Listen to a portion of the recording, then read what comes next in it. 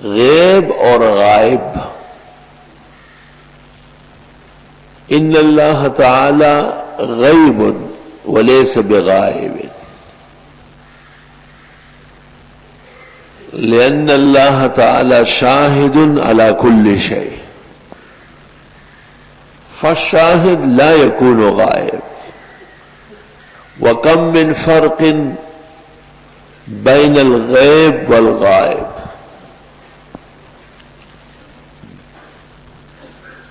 الغیب ما غاب عن عینیک، جسے آپ نہیں دیکھ سکتے ہیں وہ غیب ہے. وَلِلَّهِ غیب السماوات والارض.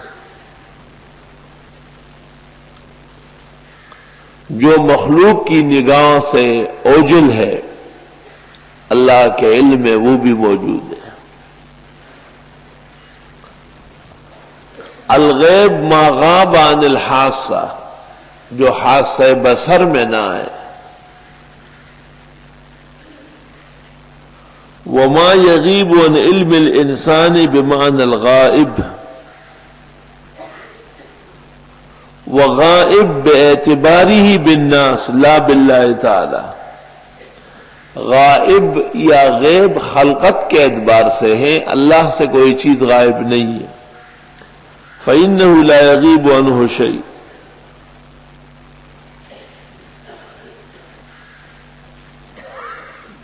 والغیب فی قوله یؤمنون بالغیب ما لا يقع تحت الحواس ولا تقتضیہ بدایت العقول، جو دیکھنے میں نہیں آتا اور عقل بھی اس کو نہیں پا سکتی. وإنما يعلم بخبر الانبیاء علیہم السلام، انبیاء کے بتانے سے معلوم ہوئی ہے. مفردات راغب صفحہ 367.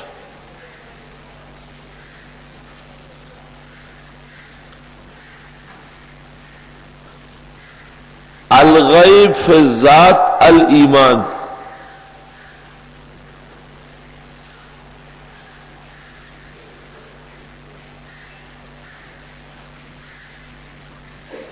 عام طور پر اس میں 6 اقوال مشہور ہیں.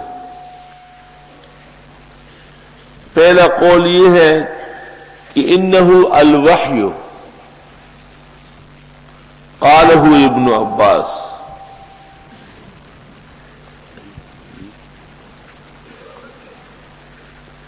دوسرا قول یہ ہے القرآن.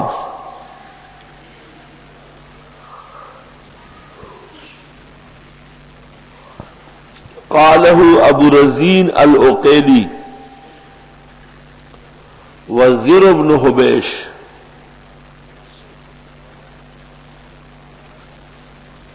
تیسرا قول یہ ہے اللہ عز وجل.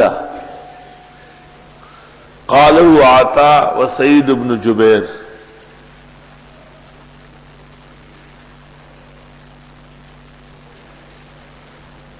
چوتھا قول یہ ہے ما غاب عن العباد، جو بندوں کو سے غائب ہے.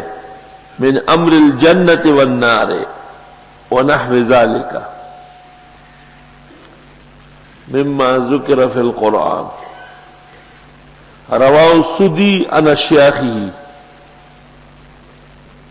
وإلیہ ذہب ابو العالیہ والقتادہ.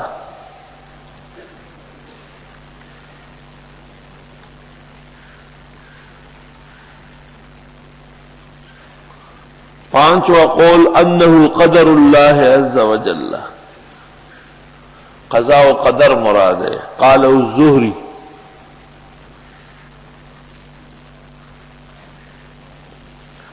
چھٹا قول یہ ہے انہ الایمان بالرسول فی حق من لم یراہ، پیغمبر پر غائبانہ ایمان ہے ان لوگوں کا جو بعد میں آئیں گے. قالہ عمر بن مرہ. تفسیر زاد المسیر جلد 1 صفحہ 24.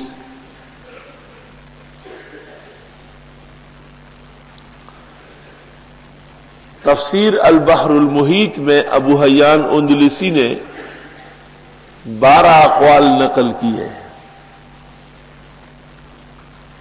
لیکن اخیر میں کہا کہ راجح یہ ہے کہ وہ امور جن کی تصدیق ضروری ہے، کل جنتی والنار والملائک وقدر اللہ وقضاؤہ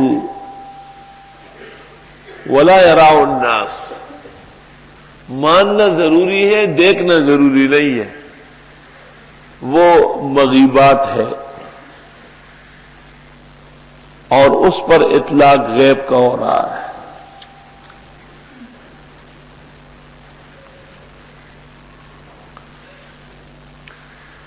حدیث میں ہے کہ نعم قوم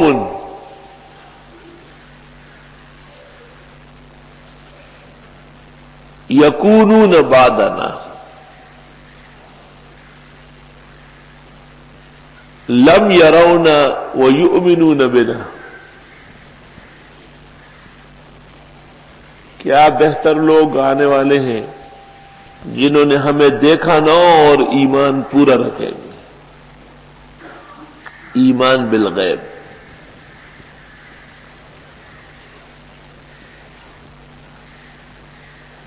یہی وجہ ہے کہ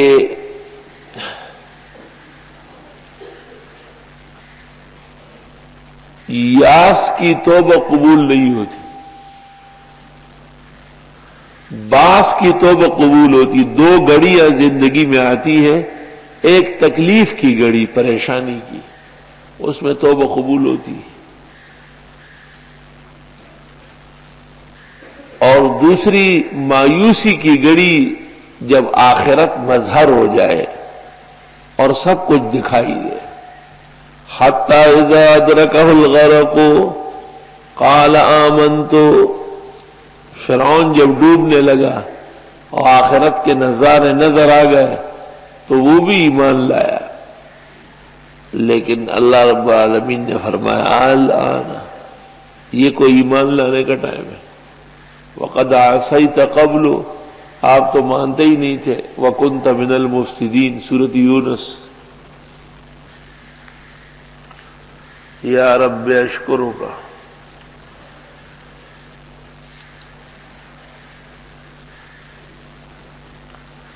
اور توبے کے اوقات جب بتائے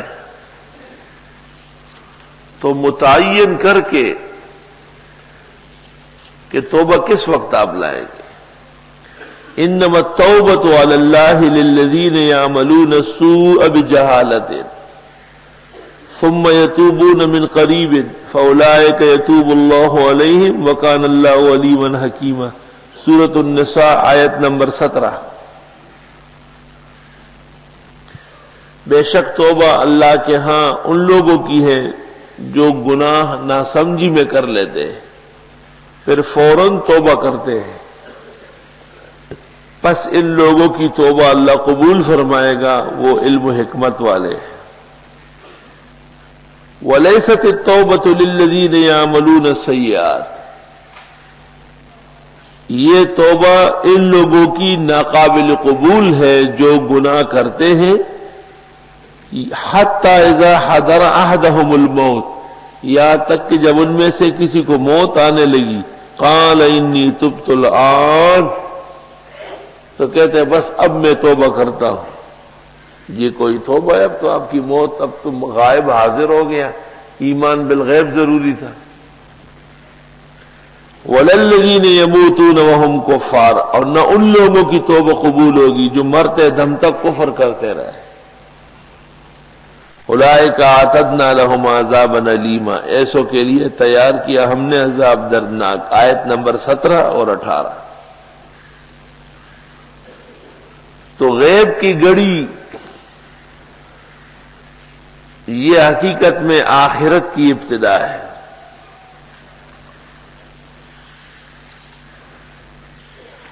اس لیے وہ تو امت محمدیہ کے لیے ایک قانون بیان فرمایا،